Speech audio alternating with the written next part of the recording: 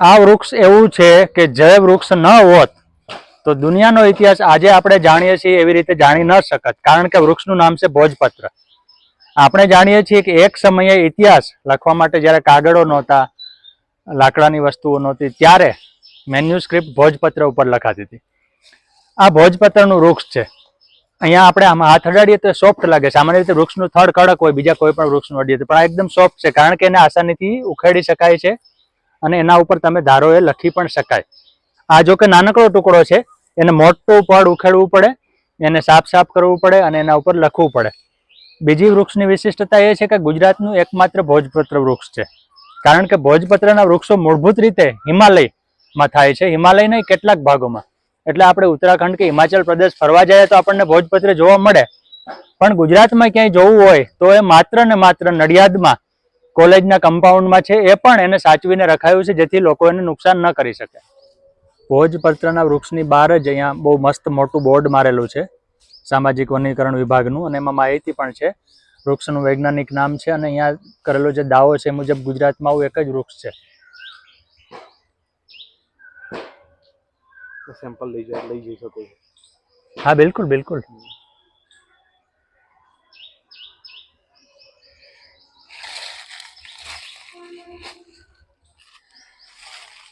નડિયાદની જે સાયન્સ કોલેજના પ્રાંગણમાં બોટાનિકલ ગાર્ડન જેવા વિસ્તારમાં આ વૃક્ષ છે, અને ભારતની પ્રજા દરેક જાહેર સંપત્તિ ઉપર પોતાનું નામ લખવાની પ્રેમી છે, એટલે અહીંયા પણ ઘણા વિદ્યાર્થીઓ નામ લખી નાખ્યા છે. પણ ભોજપત્ર ઉપર નામ લખવાથી અમર થઈ જવાય એવું નથી. જો આમાં દેખાય છે કે આ ભોજપત્રને કઈ રીતે આપણે આસાનીથી ઉખેડી શકીએ છીએ, અને આપણે એના ઉપર લખી પણ શકીએ. આપણે કંઈ લખવું હોય તો આના ઉપર લખી પણ શકીએ, જેથી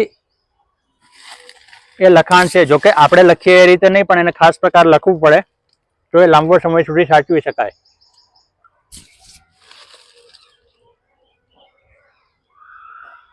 હું ટ્રાય કરું છું અહીંયા લીટા કરવાની, તો બહુ આસાનીથી થાય છે. તમે જુઓ, આપણો ઈરાદો વૃક્ષને બગાડવાનો નથી, પણ ભોજપત્ર ઉપર લખવું કેટલું સરળ છે. બીજા વૃક્ષો ઉપર આટલી આસાનીથી લખી શકાતું નથી.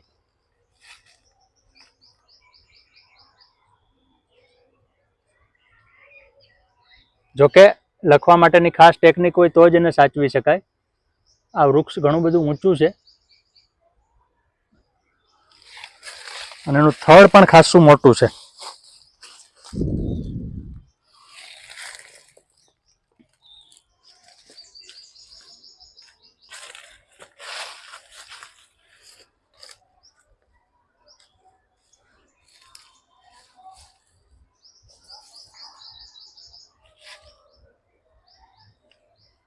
નડિયાદ એજ્યુકેશન સોસાયટી સંચાલિત કોલેજમાં આ વૃક્ષ આવેલું છે.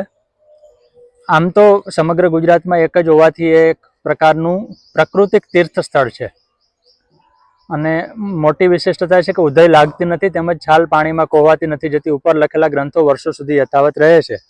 આપણે જે મેન્યુસ્ક્રિપ્ટ જોઈએ છીએ એના મૂળમાં આ વૃક્ષ છે. આ બોટાનિકલ ગાર્ડનમાં બીજું એક મહત્વનું વૃક્ષ છે રૂખડાનું. આમ તો આફ્રિકામાં જે બાઓબાબના ટ્રી થાય છે, એનું થડ એટલું બધું મોટું હોય છે કે એમાં અંદર પાણી સંગ્રહાય, અને અહીંયા આસપાસ બીજા વૃક્ષો છે એટલે સ્પષ્ટ નથી દેખાતું, પણ એ જાણે મૂળિયા ઉપર હોય અને વૃક્ષ નીચે હોય એવો દેખાવ હોય, એટલે ઊંધું કરેલું હોય, અપસાઇડ ડાઉન એવું એ લાગે. આવા વૃક્ષો પણ ગુજરાતમાં ઓછા છે, પણ આ એક જ નથી, અને આનાથી ઘણા મોટા પણ બીજા છે. પણ છતાં આ ગાર્ડનનું ઘરેણું જુઓ, વૃક્ષની અંદર બોલ લટકાવ્યા હોય એવું લાગે છે, કારણ કે આ વૃક્ષનું નામ છે કેનન બોલ ટ્રી.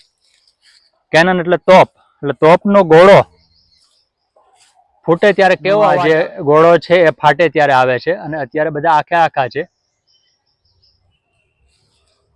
જમીન ઉપર કેટલાક નીચે તૂટેલા પણ છે.